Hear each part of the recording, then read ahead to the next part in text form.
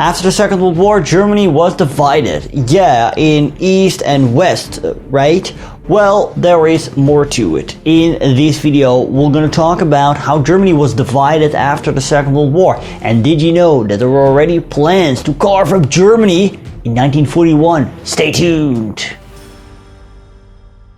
Hey, good to have you back on the channel, and if you're new, make sure to subscribe and also hit that notification bell. In 1941, American author Theodore N. Kaufman wrote a book with a self-explanatory title, Germany Must Perish.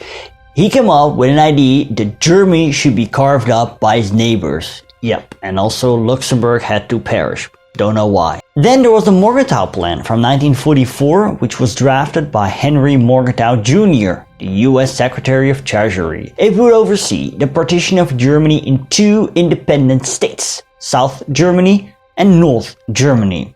There would also be an international zone that would be controlled by the United Nations. Furthermore, Germany would be demilitarized and deindustrialized, leaving it to be an agrarian state. The plan proved to be impracticable and also fairly immoral, giving the estimate of 25 million Germans that would be excluded.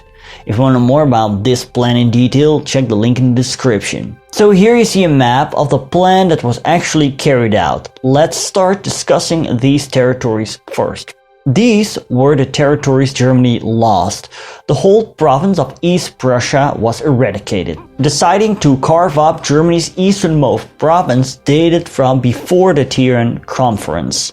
They, the Allied powers, shared a hatred of Prussia, which was seen as the locus of German militarism and territorial expansionist ambitions. And the province of East Prussia was associated with the worst Prussian traits.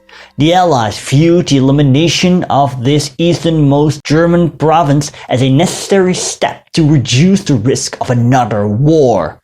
Wow, these views sound kinda harsh, don't you think?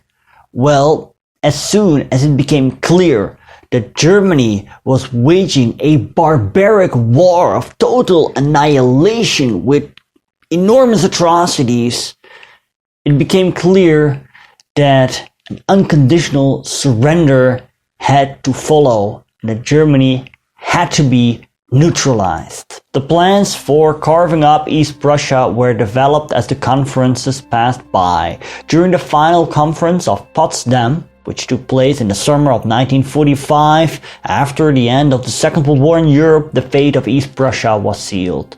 The north, which included Königsberg, or I should say the ruins of Königsberg, was ceded to the Soviet Union.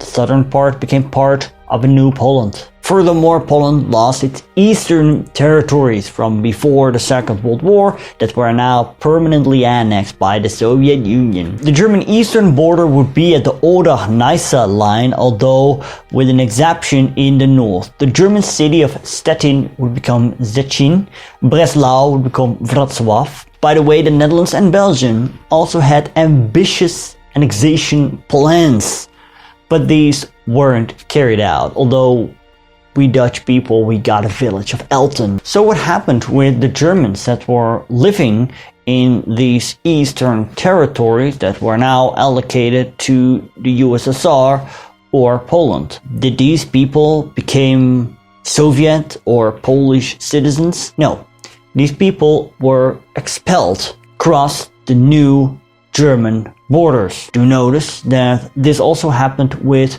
the Polish people that lived in the former eastern Polish provinces that were now permanently annexed by the USSR. Germans had to go to Germany and Poles had to go to Poland.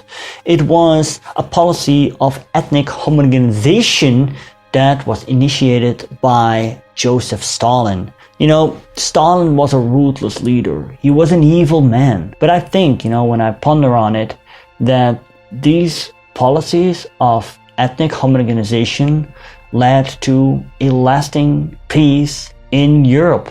Because where these policies didn't apply, think of the Balkans. All these different Balkan people were put into the state of Yugoslavia.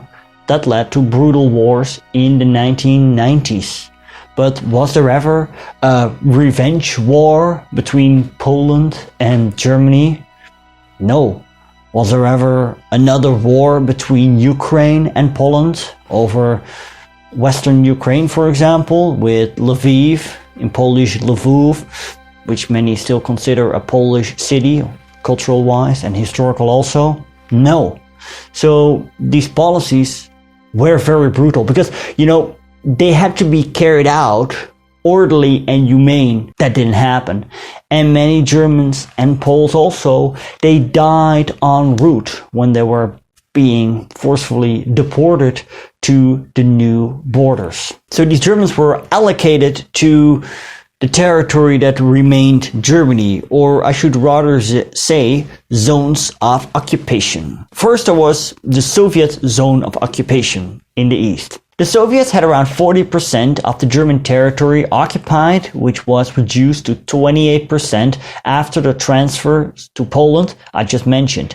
This Sowjetische Besatzungszone, SBZ, was under control by the Soviet Military Administration in Germany, SMAD, and was initially smaller than agreed, since the American and British forces had advanced too far, so to say. After a few months, these western regions of the East Zone were handed over to the Soviets: Saxony, Saxony-Anhalt, Thuringia, Brandenburg, Mecklenburg. Note that as of today, these German states differ. The Soviets did allow 4 political parties to develop, yet they had to work together according to communist principles. In April 1946, the Social Democratic Party of Germany, SPD, and the Communist Party of Germany, the KPD, were forcefully merged to form the Socialist Unity Party, which later became the governing party of the GDR.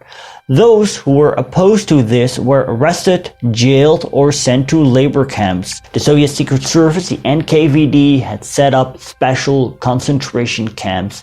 Sometimes they used former Nazi camps for this. For a crucial year, Stalin let events in Germany float. He allowed his soldiers to introduce a regime of terror in the East, not exactly conducive to the future establishment of socialism.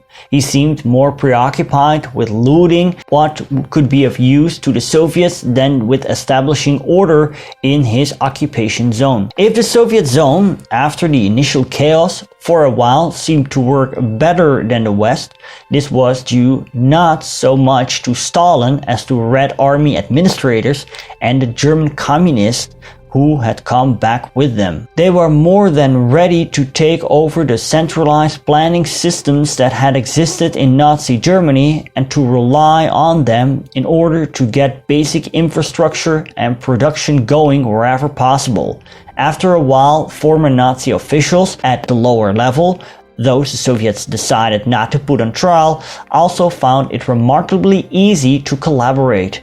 The communist ideas of planning were not, after all, that different from those of their former masters. The Eastern Zone would later become the German Democratic Republic, also known as the GDR, or East Germany. Berlin, which was located in the Eastern Zone, was carved up by the victorious Allies as well.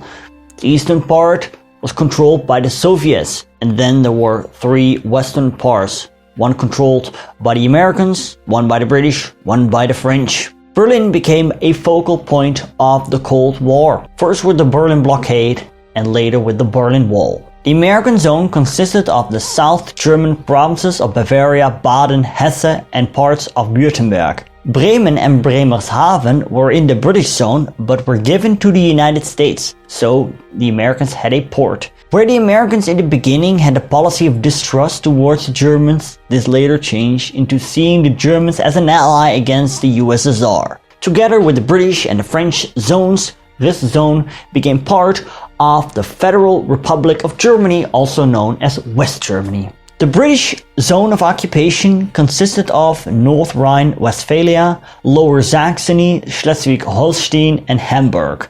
Note that some of the previous German states were merged. Within the British zone, also Belgian, Polish and Norwegian zones were established. These forces assisted the British with controlling their zone of occupation. At the end of 1946, the American and British zones became a bizone, and in 19 1949, a trizone together with the French baht.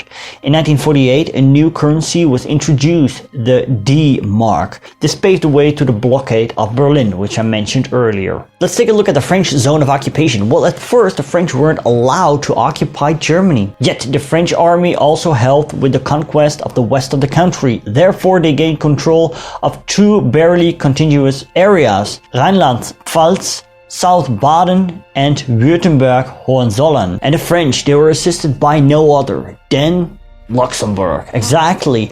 The Luxembourgers, they assisted the French and had a small territory of Bilderberg and Saarburg. Speaking of the French, this video wouldn't be complete if I wouldn't have mentioned the Saar Protectorate. This was a French protectorate from 1947 till 1957. Initially, the French were thinking of annexing these territories, but these plans were later dropped. Because the European Coal and Steel Community, Europe's first supranational community, which paved the way for the EU, was established. A plebiscite proved that the inhabitants of the Saarland wanted to belong to Germany, and this region was integrated in West Germany in 1957. Thanks to my patrons, and a special thanks to Peter King, Tanya Dixie, Henry Clarkson, Rob Park, RL, and Colin Castleman. Now, if you want to learn more about the territorial evolution of Germany throughout the 20th century, you can click right here. And if you want to learn more about how the Cold War actually started, you can click right here. Thank you so much for watching. Do not forget to like, comment, to share, Facebook, Reddit, Twitter. See you later.